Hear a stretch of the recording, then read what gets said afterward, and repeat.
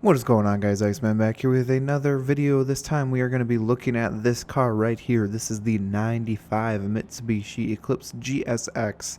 Now this car is very iconic because, well, you can tell by this livery here.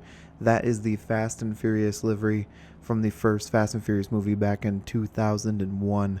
And let me tell you, I have already made this car multiple times. All of those recordings have just corrupted or just gone bad. So here we are, revisiting it for the fourth time. We'll see what we can do. Hopefully this one goes well. But yes, we are going to be driving this car today. We're going to make it into a drift car. So let's just go ahead and jump right into some upgrades here. First off, we're going to switch over the powertrain, and we're going to put in the V8. And then we're also going to make it rear-wheel drive, and we're going to twin turbo it. Next, we are going to put on the Viz Racing Street front bumper. We're going to do the Forza rear spoiler, and then we're also going to do the Viz Racing Street rear bumper, the first one here. And same thing here.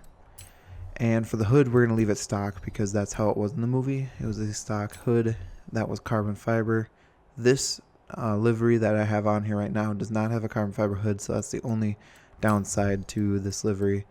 For wheels, I couldn't find anything that was perfect for what the movie had, but we did find these 7-spoke wheels here that are close enough. For wheel size, we're going to bump them up to 18s for the front and rear, just because that's what it looked like in the movie. Track width, we're going to poke the wheels all the way out as much as we can.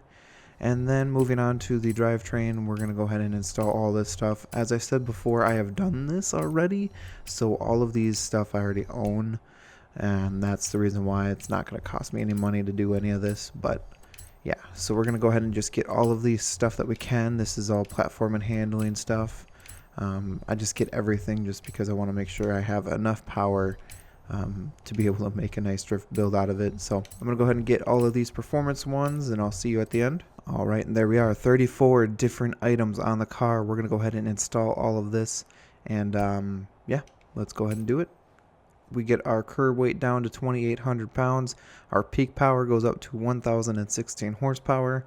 Lateral G's go to 1.4, and our class goes to an A-Class 779. So let's go ahead and install this and get on over to tuning. Alright guys, so here we are in the tuning of the gearing. I'm going to leave the same. I'm going to actually change this to a 3.8. We're going to see how that feels. We're going to bring this to a -2. Tires, we're going to bump up to a 35. For the rears. Springs, we're going to stiffen them up way more. Let me go ahead and get that done. And then for differential, we're going to go full lock on those as well. So that way everything's set. The livery is already set, so there's nothing else to do. Let's go out there and see what this thing can do. Alright guys, I just wanted to throw this into the episode here. This is a picture of the original movie car as well as the picture of my car here in game. So I just wanted to show you guys the comparison of the two cars so that you're able to see it. That would how close it is to the real movie car. So anyway, moving on. Alright guys, so we are here at Fortune Island. So that means we're going to head on up to Needle Climb and see what kind of score we can throw down with this Eclipse. I'm definitely looking forward to seeing what it can do on Fortune Island here. Alright, here we are. We're approaching Needle Climb here, so let's see what kind of score we can throw down going uphill. It's always usually a struggle for the first run, but maybe since I've already done this car, I can potentially get a good run out of it. Who knows? So far, so good. Not too shabby. I do have to say, I really like the Eclipse. The weight, the balance, and everything just kind of, it works. And I love doing this car, especially since it's an iconic car from a movie from my childhood that I really enjoyed. The first Fast and Furious. I've always loved the Fast and Furious series, even though it's kind of leaning towards more of an action style movie nowadays, but it's still very car oriented, so it's still a nice, cool series to watch. But so far, so good going up Needle Climb here. Not throwing down too bad of a score at this point. So it's feeling pretty good. I already made my adjustments, and honestly, I think I nailed it right on the head. So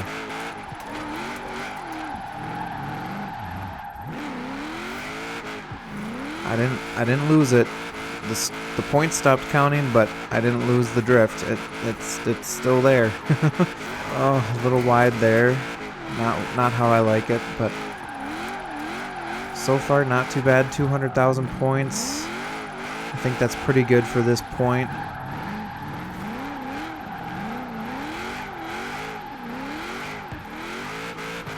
A suggestion in the last video was to maybe do a kind of leaderboard for my personal cars, to see what kind of points I get on my videos, and just kind of giving them a ranking on a leaderboard and just kind of comparing them, see how well they all do compared to each other, which is definitely a good idea, and I'm thinking I'm going to start doing that.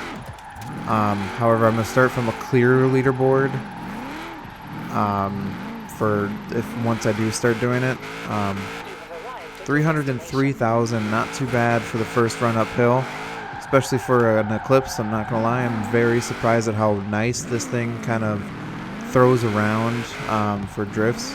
I was kind of expecting a bit of a dog, but it's actually not too bad. But yeah, so the leaderboard thing I'm probably gonna start in the next episode, just kind of the top 10 cars I've done. I'll start it. You know what? I'm going to fill the leaderboard up with some of the cars I've already done in some previous videos.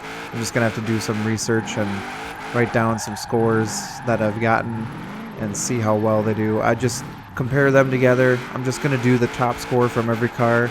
I'm not going to do like multiple scores from one car. Just the top score from one car.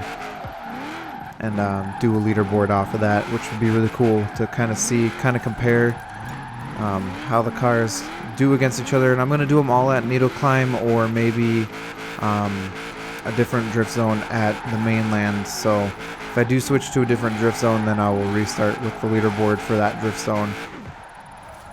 But it'll definitely be a lot of fun to do.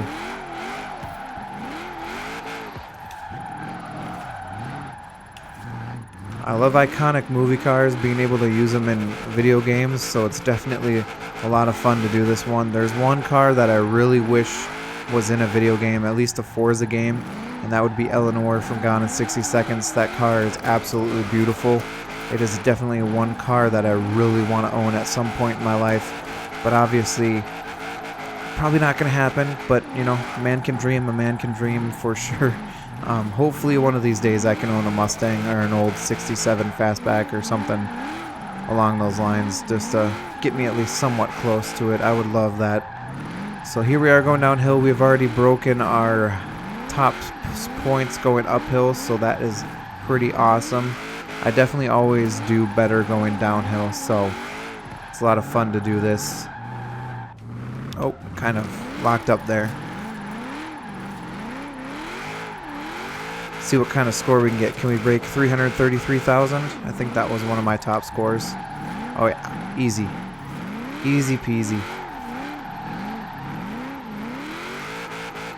352,000. 353,000. I will take it. But yeah, you guys will have to let me know what you guys are thinking of these Mitsubishi builds. I love doing these drift builds.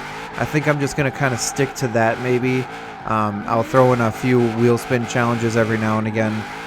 Just to make some things interesting, but I want to kind of stick to specific car drift builds. That way, if anyone's looking specifically for those drift builds, they can at least find my videos. That way they can maybe kind of mirror my builds. I don't know. I think that'd be a lot of fun to do. But yeah, I'm really enjoying doing these Mitsubishis. I can't wait to move on to the Evos. They look like they're going to be a lot of fun, especially that Evo 10 I'm really excited for. So you guys will have to stick around to see those. They'll be coming out hopefully later this week, if not this weekend. I'll try my best to get them out. But yeah, this was the Mitsubishi Eclipse, the 95 Eclipse. It's a rear-wheel drive swap with a V8, so it's definitely not a stock Eclipse by any means. But it was a lot of fun to do this. I love these iconic cars, as I've been saying. That's why I'm really excited for these Mitsubishis. Because there's a lot of iconic Mitsubishis in the Fast and Furious franchise, so I do look forward to that. So anyway, if you guys are new to the channel and you like what you see, go ahead and hit that subscribe button, and while you're at it, turn on those notifications. That way you can get notified anytime that I post a new video, or if I go live, and I do go live often, and when I go live, my subscribers have the chance to join me in a lobby as long as it doesn't get full, and most of the time it does not, so you have a good chance of getting into a lobby. But yeah. Also, if you like the video, go ahead and leave a like. That way I know you're interested in this content and are wanting to see more of it. And if you didn't like it, go ahead and leave a dislike. Let me know what I can do differently to make it more entertaining. I do want to make sure that my content stays pretty relevant and interesting for my viewers. So, because without you guys, there definitely wouldn't be a chance for me to do these videos.